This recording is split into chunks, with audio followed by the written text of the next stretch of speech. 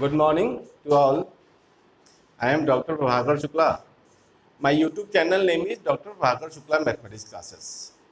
Today we discuss basic concepts of functions. आज हम लोग फंक्शंस की चर्चा करेंगे. Domain, codomain, range, image, pre image, इन सब की चर्चा आज करेंगे. बेसिक है क्लास 12th के लिए. यह बहुत ही इंपॉर्टेंट टॉपिक्स है. इसके तहत एग्जामिनेशन के लिए आपको ऑब्जेक्टिव भी और सब्जेक्टिव दोनों क्वेश्चंस इसमें से बनते हैं.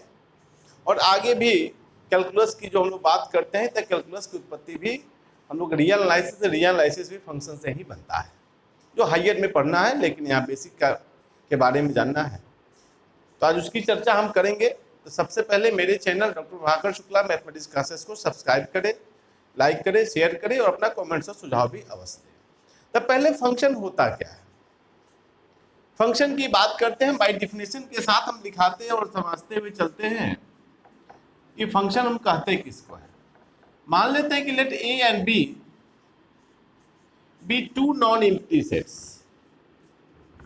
टू नॉन एम्प्टी सेट्स कहने का तात्पर्य हुआ ए और बी कोई दो नॉन एम्प्टी, कहने का मतलब कि खाली नहीं है, कुछ ना कुछ उसमें एलिमेंट है.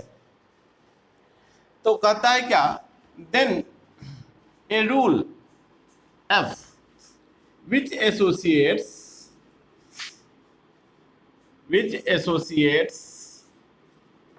to each x belongs to a have a unique image fx belongs to b. मतलब कहने का है कि f एक ऐसा रूल फॉलो करता है which associates to each x belongs to a का जितना भी सदस्य होगा, x जो a का है, have a unique image, उसका एक ही इमेज बनेगा. fx belongs to b is called a function from a to b. इसी को function from a to b कहा जाता है.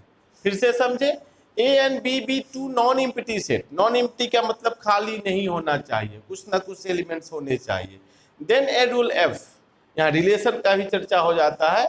Which associates to each X belongs to A का जितना भी सदस्य होगा have a unique image F X, उसका यूनिक इमेज जो बनेगा एफ एक्स कहाँ बिलोंग्स करेगा, बी का होगा. उसी को हम लोग function from A to B कहते हैं. रिटर्न एज हम लोग लिखते कैसे हैं, written as function from a to b. इसमें क्या कहते हैं, a function f from, double dot का मतलब from हो गया, a to b. अब इसी में चर्चा करते हैं. तो here fx is called the image of x. fx को image of x कहा जाता है. while जबकि x is called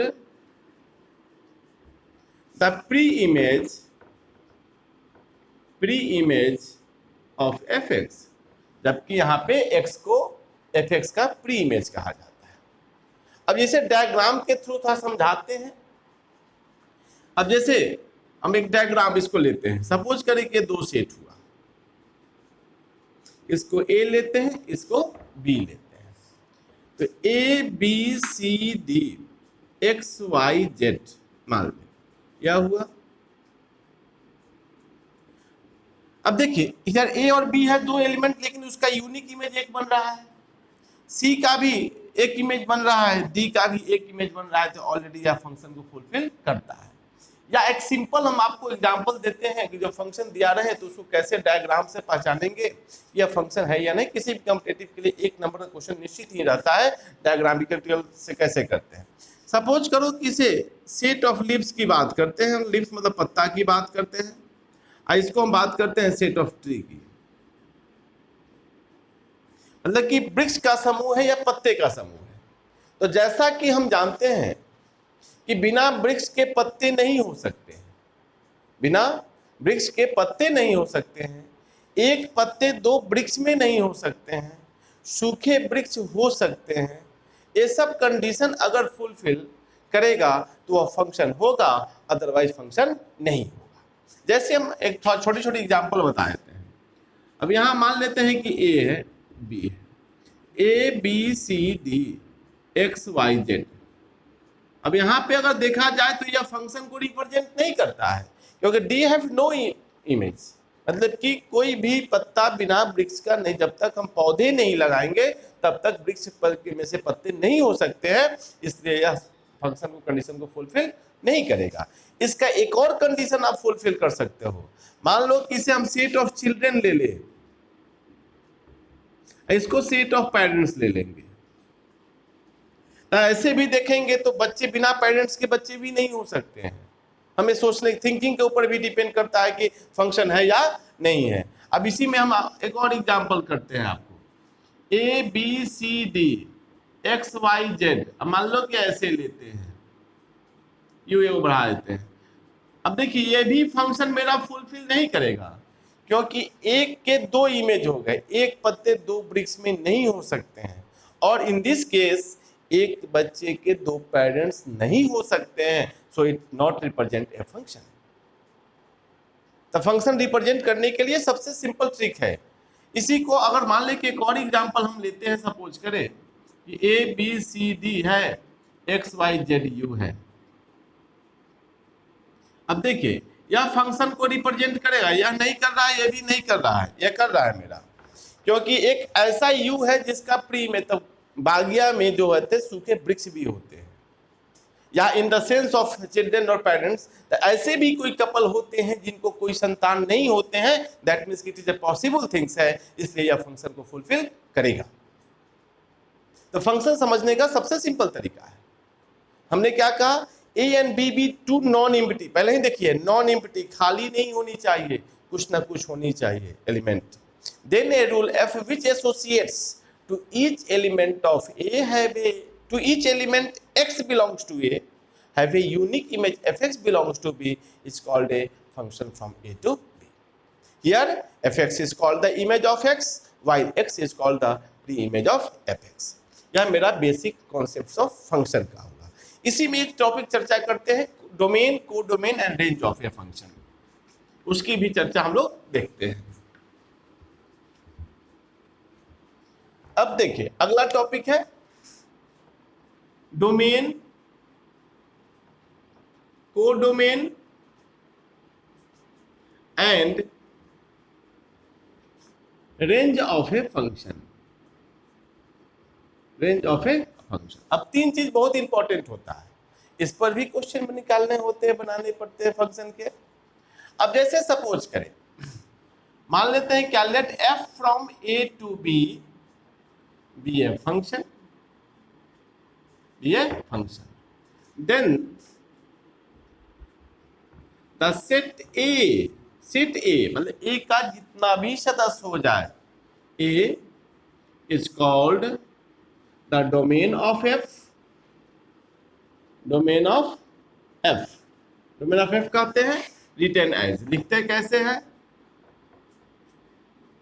dome of F लिखते हैं लेकिन पढ़ते हैं domain of F. And the set B मतलब बी का जितना भी एलिमेंट हो जाए is called the codomain, codomain of F.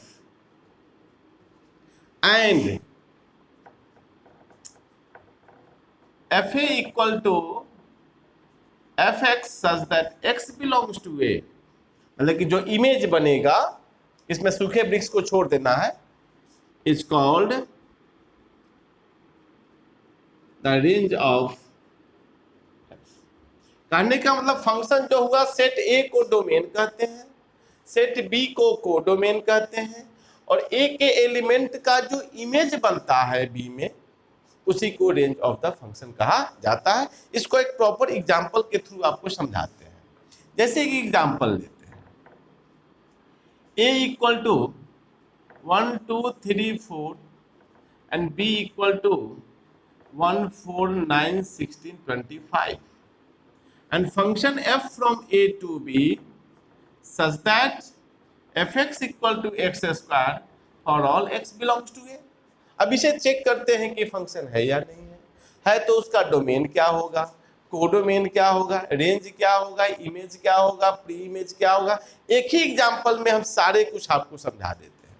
अब जैसे देखें F X equal to X square, X A का एलिमेंट है तो वी है। देखिए अगर x इक्वल टू 1 लेते हैं, x a का एलिमेंट है, तो f1 इक्वल टू 1 का square equal to 1, x equal to 2 लेते हैं तो f2 इक्वल टू 2 का स्क्वायर इक्वल टू 4, x3 लेते हैं f ऑफ 3 इक्वल टू 3 का square equal to 9, x equal to 4 लेते हैं f ऑफ 4 इक्वल टू 4 का स्क्वायर इक्वल टू 16।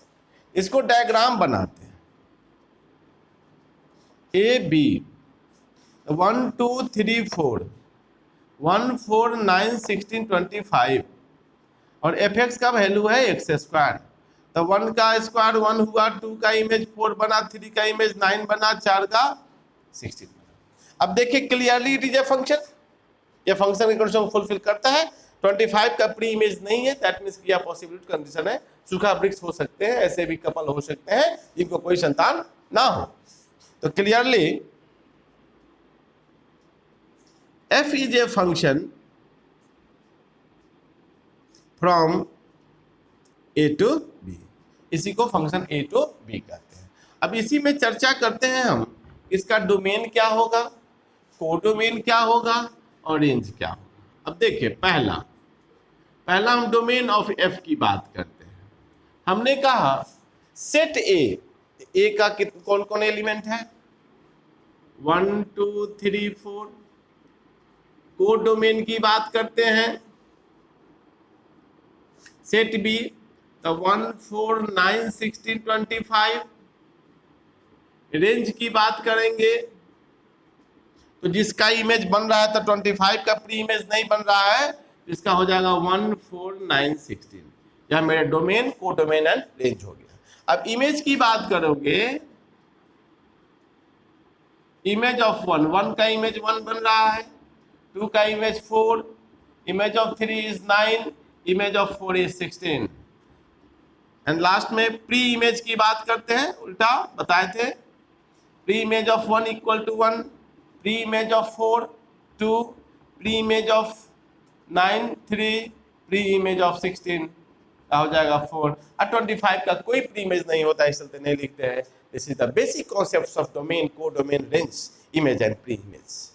तो हमने पढ़ा क्या, फंक्शन पढ़ा, डोमेन पढ़ा, कोडोमेन पढ़ा, रेंज पढ़ा, इमेज प्री इमेज पढ़ा। This is the basic concepts of functions. अब हम लोग को इसी में पढ़ना है टाइप्स ऑफ फंक्शंस। अब टाइप्स ऑफ फंक्शंस की चर्चा हम अगले वीडियो में करेंगे। तो आज हम लोग बेसिक पढ़े, इसे देखेंगे, समझेंगे। और आज के लिए इतना ही। मेरे channel doctor Prabhakar Shukla mathematics classes को सब्सक्राइब करें, लाइक करें, शेयर करें और अपना कमेंट्स और सुझाव भी अवश्य दें। आज के लिए इतना ही, धन्यवाद।